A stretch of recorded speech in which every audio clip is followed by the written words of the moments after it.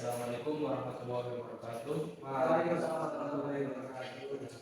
Selamat pagi teman-teman semuanya.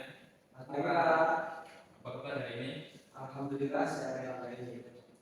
Ya, sebelum kita memulai pembelajaran hari ini, baiknya kita berdoa terlebih dahulu. Doa dihormati, berdoa mulai.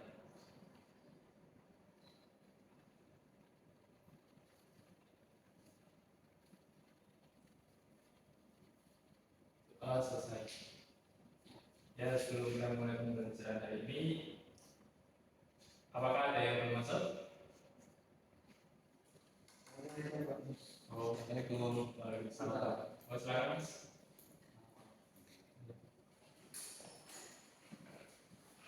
Ya, sudah lengkap semuanya? Ya, terima kasih. Dan hari ini kita akan belajar tentang wudhu, tayamum, dan mandi besar. Ya, sebelumnya di sini adakah yang sudah tahu dengan definisi wudhu? Awal saja. Wudhu adalah mensucikan dari hadas kecil. Ya, benar. Ya, lebih lengkapnya menurut bahasa wudhu artinya bersih dan indah. Sedangkan menurut istilah atau syariat Islam artinya menggunakan air pada anggota badan tertentu dengan cara tertentu yang dimulai dengan niat guna menghilangkan hadas kecil. Ya, sebelumnya semuanya sudah tahu kan tentang niat itu? Ya, ketika kita akan berwudu kita dihentikan membaca niatnya. Yang mana niatnya bagaimana Mas Ganjar? Silakan ya. Bismillahirrahmanirrahim. Alaikum dan hadas aswali perbuatan ta'ala. Wudu merupakan salah satu cara untuk menghilangkan hadas kecil, dan wudu dilakukan apabila hendak melakukan sholat atau ibadah-ibadah tertentu yang dimana hadas tersebut diperlukan kesucian dari hadas kecil. Ya, kemudian syarat-syarat itu ada 5. Yang pertama tentunya Islam, yang kedua juga balik, yang ketiga tidak berhadas besar, yang keempat memakai air yang mutlak, suci dan dipakai yang mutlak, yang dapat dipakai mensucikan dan tidak ada yang menghalangi sampainya ke kulit seperti tinta, cat dan lainnya. Mungkin apabila ada yang paham bisa dicatat ya. Dan selanjutnya ada rukun wudu. Rukun wudu ada 6. Yang pertama membaca niat, yang kedua membasuh muka, yang ketiga membasuh tangan, yang keempat membasuh sebagian kepala, dan kelima membasuh kaki, dan yang terakhir berpikir. Ya, tadi kita sudah belajar tentang niatnya seperti tadi. Ya, yang sudah diberikan. Kemudian membasuh muka. Rukun kedua dari wudu membasuh muka. Maksudnya itu membasuh muka atau mengalirkan air ke muka. Dalam membasuh muka maka seluruh bagian muka harus terbasuh, yaitu mulai dari tempat tumbuhnya rambut sampai dagu dan dari telinga kanan sampai kiri. Sebab jika ada bagian muka yang tidak terbasuh maka wudunya tidak sah. Yang kemudian ada membasuh tangan. Membasuh tangan sampai siku. Rukun wudu yang ketiga adalah membasuh tangan sampai siku. Kalau membasuh tangan diisyaratkan adanya air mengalir, tidak hanya membuat tangan basah oleh air, tapi sampai siku harus dibasahi. Yang kemudian membasuh kepala. Membasuh kepala adalah rukun selanjutnya dari wudu. Dalam membasuh kepala tidak diisyaratkan seluruh bagian kepala terbasahi, akan tetapi cukup membasuh sebagian saja. Jadi kita wudu cukup sebagian saja yang terbasahi, tidak harus semuanya. Juga diperbolehkan membasahi rambut saja walaupun cuma satu rambut. Jika yang dibasuh tersebut hanya rambut saja, maka adanya rambut yang dibasahi tidak keluar dari batas kepala. Ya, seperti itu. Kemudian ada membasuh kaki. Membasuh kaki sampai dengan mata kaki. Dan yang terakhir adalah tertib adalah menurutkan tata wudhu yang tadi dari pertama sampai akhir. Ya, kemudian sebelum kita masuk ke materi tayamum, saya ingin bertanya kepada kalian, apa saja hal yang membatalkan wudhu? Mungkin bisa dijawab Mas Fadlan. Mengelola sesuatu dari jalan depan atau belakang. Ya, kemudian Kesimpulan antara kaum dan perempuan. ya, kemudian Mas Udin. Tidak amal Pak.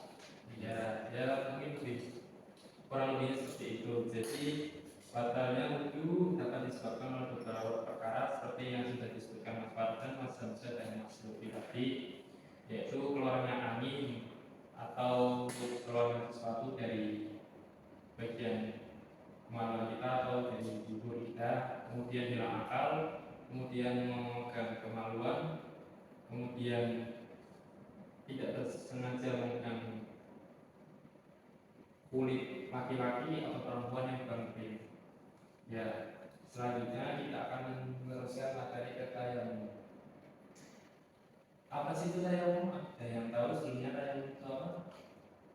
Tayamum adalah ya mengganti wudhu. Ya. Ketika airnya tidak ada.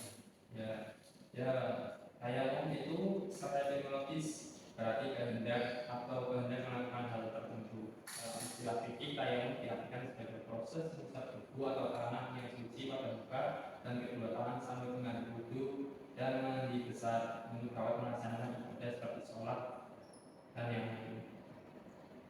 Tayamum merupakan salah satu cara bersuci yang sifatnya daruri. Dalam artian tayamum adalah apabila bersuci dengan menggunakan atau bersuci yang utama air tidak ada atau tidak bisa karena adanya halangan, maka bersucinya dengan cara tayamum. Kemudian syarat-syarat tayamum ada 4. Yang pertama, tidak ada air dan sudah berusaha mencarinya tetapi tidak ketemu. Jadi ketika kita sudah berusaha untuk mencari air tapi tidak ketemu, maka kita diperbolehkan untuk tayamum. Kemudian berhalangan menggunakan air seperti sedang sakit apabila terkena air penyakit yang akan berdampak. Jadi orang sakit itu apabila terkena air itu bisa menimbulkan sakitnya, maka diperbolehkan untuk tayamum. Yang kemudian telah masuk waktu sholat, jika sudah telah masuk waktu sholat dan kita tidak menemukan air sama sekali, maka kita diperbolehkan tayamum. Dan yang keempat, dengan tanah atau debu yang suci. Jadi kita tayamum tidak sekedar menggunakan debu saja, harus debu yang suci dari hadas besar maupun kecil.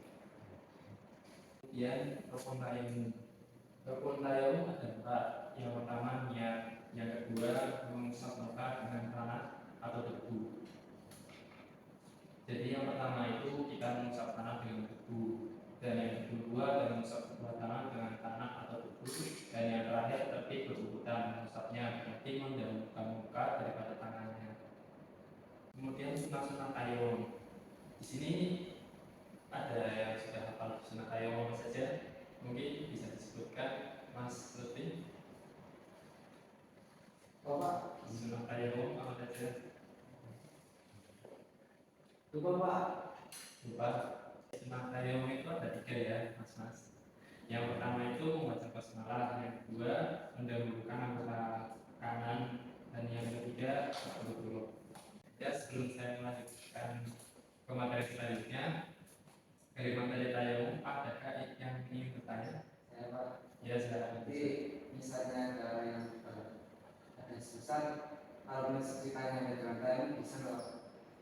Ya, itu boleh ketika sudah masuk waktu sholat dan kita adanya debu untuk bersuci, maka kita diperbolehkan tayamum untuk melaksanakan sholat.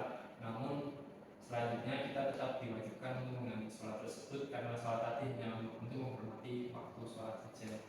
Jadi tetap diganti Pak, nanti sholatnya bakal gitu. Ya, harus diganti. Ya, selanjutnya siapakah yang ingin bertanya lagi?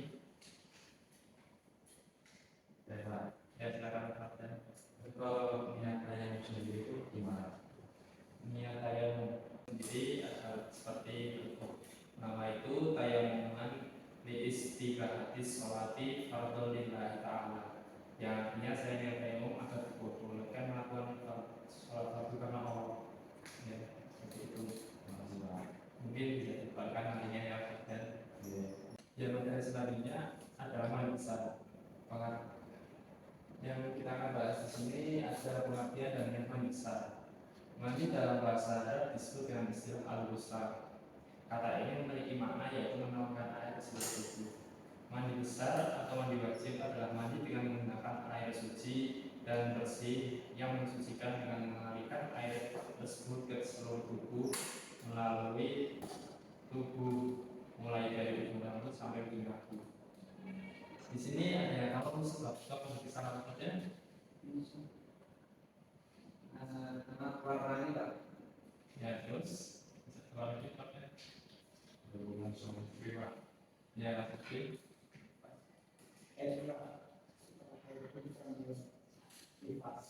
Ya begitu semua. Sebab-sebab alasan harus sebab-sebab seseorang harus mandi besar, yakni keluar mani baik karena mimpi basah, bersetubuh maupun sebab-sebab lainnya.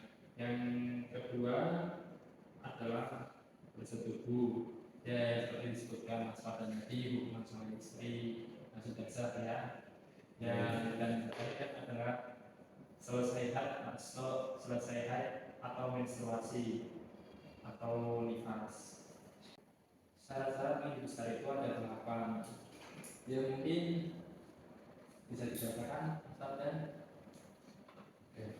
Yang pertama yaitu Islam, yang kedua hadis atau berakal sehat, yang ketiga mengetahui pekerjaan yang fardu dalam mandi, yang keempat air yang digunakan harus air yang suci dan mensucikan, yang kelima tidak ada sesuatu pada lahirnya yang menghalangi sampainya air ke seluruh tubuh, yang keenam tetap niatnya hingga air sempurnanya mandi, yang ketujuh tidak ada sesuatu akibat yang dapat merubah sifat air sampai ke kulit tubuh, dan yang kedelapan mengalir airnya sampai ke seluruh tubuh. ya jadi tadi yang tadi sudah katakan adalah syarat-syarat yang besar. Ya mungkin sekian materi dari saya. Apakah ada pertanyaan? Jika tidak ada pertanyaan, maka saya cukupkan pembelajaran pada pagi hari ini. Kurang lebihnya saya mohon maaf. Bila itu